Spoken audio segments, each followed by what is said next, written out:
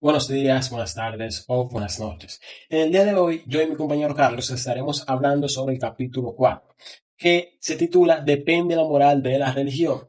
En este video trataremos de explorar o de analizar bien a profundidad el capítulo 4, que es un tema que ha intrigado a muchos filósofos, teólogos y ciudadanos por siglos.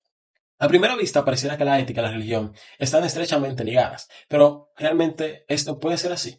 Hoy realmente yo me centraré en dos aspectos claves para este capítulo. Primero, la creencia social de que la moralidad solo puede entenderse a través de la religión. Y segundo, la teoría del mandato divino, que busca dar una base objetiva a la moralidad en el marco de la fe. La moral y la religión son inseparables. En muchos contextos, especialmente en Estados Unidos, donde son un país realmente muy cristiano, en el texto nos menciona que de cada 10 estadounidenses, 9 son cristianos. Existe la idea de que la moralidad y la religión son inseparables. El texto nos muestra un ejemplo histórico que ocurrió en 1984, donde un gobernador de Nueva York, si no me equivoco era Mario Cuomo, creó un comité especial para asesorarse en asuntos éticos como el aborto, el derecho a morir o la reproducción asistida. Sí, la reproducción asistida. Para formar este grupo, él invitó a múltiples líderes religiosos, como pueden ser católicos, protestantes y judíos. Esto demuestra cómo se asumía que quienes hablaban por la moral en aquel tiempo, principalmente eran los líderes de la fe. En contraste, en otros países, como puede ser Dinamarca, donde realmente no son tan cristianos, de cada 5, uno cree en Dios. Las decisiones éticas se debaten de una forma más secular. Esto me hace cuestionarme a mí realmente. ¿Es inevitable que la moral provenga de la religión? ¿Quién sabe? Eso los estará tratando más adelante mi compañero Carlos, donde él menciona si realmente la moral y la religión son inseparables. Pero yo me quedo con algo sumamente importante que nos brindó Santo Tomás de Aquino al final del capítulo, se podría mencionar, que él nos dice que el creyente no tiene una visión especial de lo que es la moral. Por él ser creyente no significa que él tiene una verdad absoluta de lo que está bien y lo que está mal, sino que el creyente y el no creyente tienen la misma cualidad. No significa que por tu ser creyente realmente tienes una visión especial de lo que es la moral.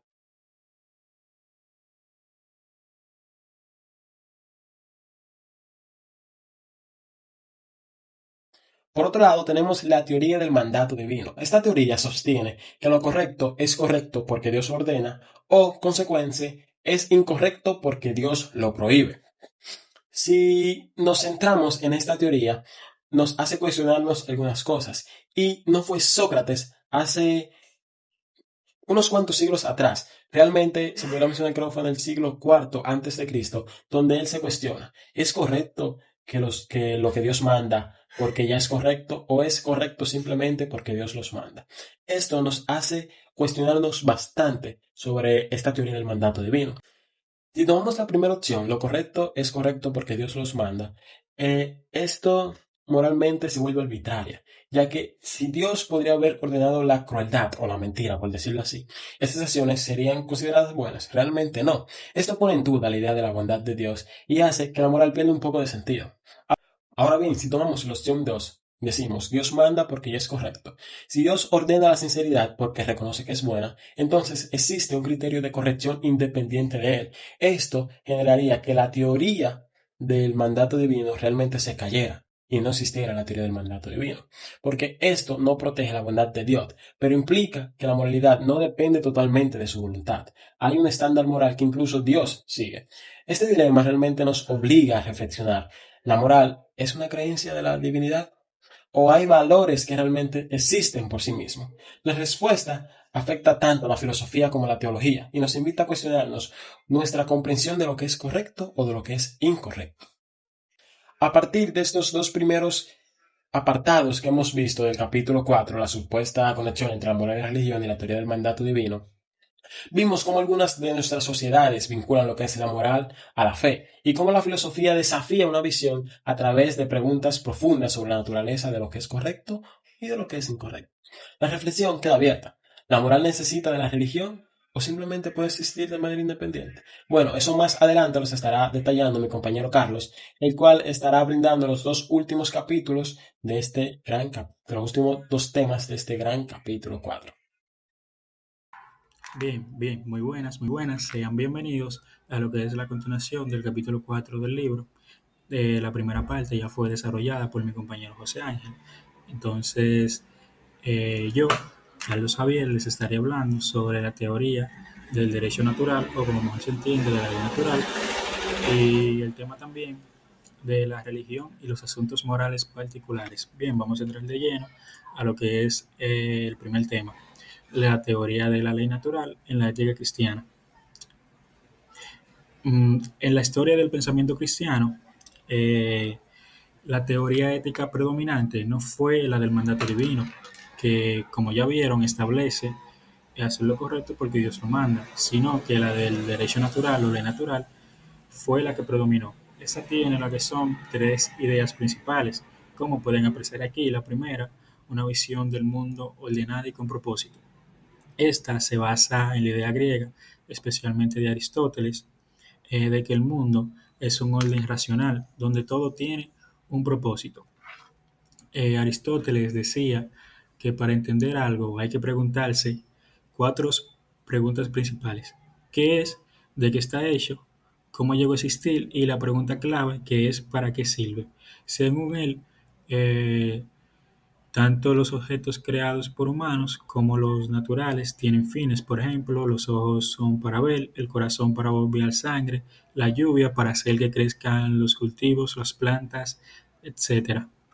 De ahí surge una visión jerárquica sobre que todo lo que existe, en última instancia, es para beneficio del ser humano. En el segundo punto, que trata sobre de la naturaleza, se deduce lo que debe de ser. Según esta teoría, las leyes de la naturaleza no solo describen cómo son las cosas, sino cómo deben de ser. Por ejemplo, un ojo que no ve es defectuoso, una persona que no se preocupa por los demás es antinatural, vendría siendo como un error moral. Y esto aplica también a lo que es la conducta humana, que lo que es natural es moral y lo contranatural es inmoral. Em, en el tercer punto, que es el conocimiento moral, proviene de la razón. Esto que, a diferencia de lo que es el mandato divino, el derecho natural dice que las normas morales son leyes racionales escritas en la naturaleza, accesibles a todos mediante la razón. Con esto, Santo Tomás de Aquino establecía que ignorar la razón equivale a lo que es desobedecer a Dios. Bien, en lo que es el segundo tema, que son la religión y los aspectos morales particulares, eh, tenemos que, como primer punto, que es tratado aquí, que son las dificultades con la guía bíblica. La Biblia contiene principios generales, por ejemplo, como amar al prójimo, tratar a otros como quisiéramos ser tratados, etcétera, pero no ofrece respuestas claras a problemas actuales como el aborto, derechos laborales, investigación médica o los que son los cambios climáticos. Además, en las escrituras y la tradición suelen ser ambiguas y contradictorias. Por ejemplo, en el Antiguo Testamento se salta lo que es la riqueza, con el ejemplo de Jace, y en el Nuevo se condena lo que es la riqueza. Tiene una tradición de lo que es de renuncia. Otro ejemplo vendría siendo con el aborto. Bien, siguiendo con el ejemplo central sobre el aborto, desde una visión conservadora religiosa, se entendía que el feto era un ser humano desde su concepción, por ende, abortar equivaldría a un asesinato. Desde una visión liberal, también se entiende que en las primeras semanas el embrión no es aún un ser humano completo, por ende no equivaldría a un asesinato. También estas bases bíblicas de donde se argumentan los cristianos tiene algunos problemas y es que, por ejemplo, en el caso de Jeremías, cuando Dios le dice que antes de formarte en el vientre te conocí, no habla específicamente del aborto o sobre que él antes de él formarse en el vientre de su madre eh, o antes de estar, ya Dios lo conocía, sino que hace referencia a la visión de Dios sobre Jeremías como un futuro profeta. Y también en Éxodo 2:21 se distingue el caso de asesinato, que equivaldría a una pena de muerte como consecuencia y en el caso de un aborto equivaldría a una multa en aquellos tiempos, porque para los israelitas en aquellos tiempos el feto no tenía el mismo estatus que una persona nacida. También en las tradiciones eclesiásticas con Santo Tomás de Aquino, por allá en el siglo VIII, se pensaba que el alma aparecía cuando el embrión tenía forma humana, no desde la concepción. Eso fue lo que se enseñó por allá en el Concilio de Viena. Muy bien, muchas gracias por prestar atención a esta pequeña exposición de mi compañero José Ángel y yo, Carlos Javier. Fue un gusto estar con ustedes y muchas gracias.